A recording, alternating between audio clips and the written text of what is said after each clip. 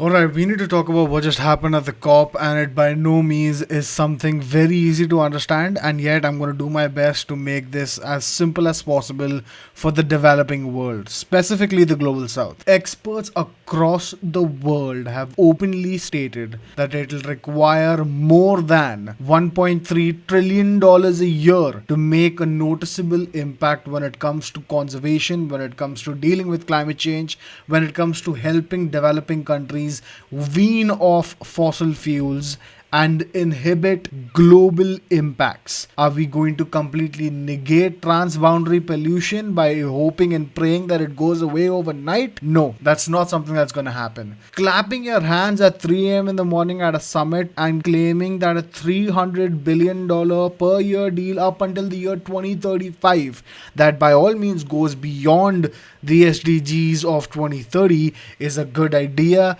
is dreadful. There is a very crucial point here that needs to be made about the difference between developing countries and developed ones.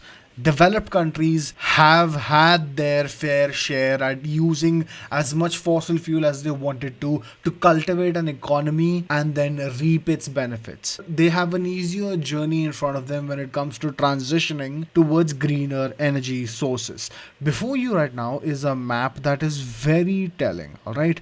Everything in blue that you see in the world map is a developed country or considered to be a developed country.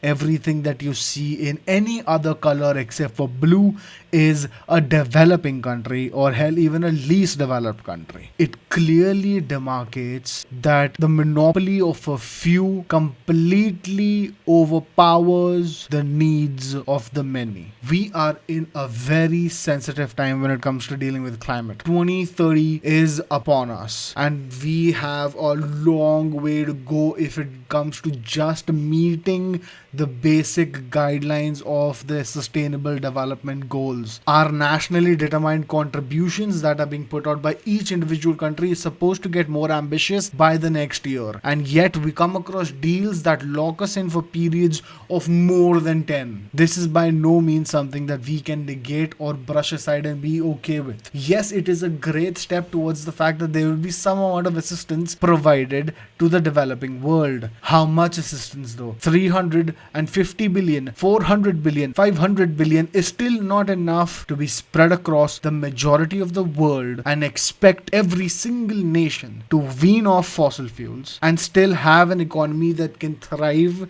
to make the lives of the people living in those countries remotely better than they are today. If you are of the belief that no, just because you were born in sub-Saharan Africa, if you were born in India, if you were born in a poor country, that you got dealt a bad hand at life and you deserve whatever is coming your way because of global climate change, then you are sadly mistaken and you are living under a rock. You got dealt a good hand by being born in a developed country, so make use of the fact that you have access to resources to help those that don't. $300 billion is not enough to cover South America alone. You want to curb the burning of the Amazon rainforest, right? You want to make sure that Africa has various development projects. You want to make sure that rapidly developing countries wean off fossil fuels and instead move towards the goals of sustainability and a greener energy resource pool. Then why would you do things that completely undermine any and everything that they have to say on the negotiating table? Merely pushing narratives and trying to get across a deal is by no means the right way to combat climate change. We need to be very careful about what we are doing on the global stage today, because undermining the fact that a global consensus can be reached is the easiest thing to do if you tend to isolate the global south. The world is not made up of merely developed nations, and make no mistake about it, developed nations alone cannot do anything when it comes to dealing with climate change. Everyone needs to come together. If you believe that you're sitting in Europe and you're safe from transboundary air pollution,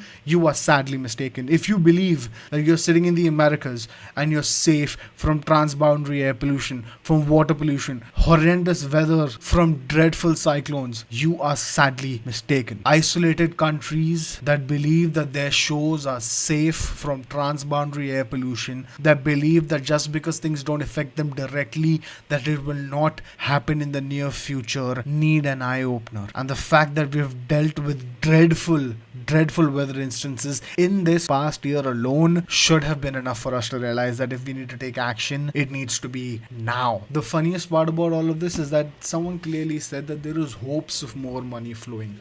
Hopes of more money flowing. That is what you want the rest of the world to sit tight with, given the fact that you refuse to take any responsibility at all. Hopes of more money flowing in is all that you have to offer. It took us years to at least come to this decision of $300 billion a year. Please don't make this go on for another 15 till we understand that those experts that did the research, that those people that conducted the analysis, and those people that understood for a fact that a hard number of 1.3 trillion a year is needed, not from one country, from the developed world altogether, from private and government parties alike. That resource pool will help us all. It's not going into anybody's pockets. Make no mistake about it. When it comes to corruption, it's a whole different ball game, and it needs to be cracked down upon on local government levels. But when it comes to not even being given the right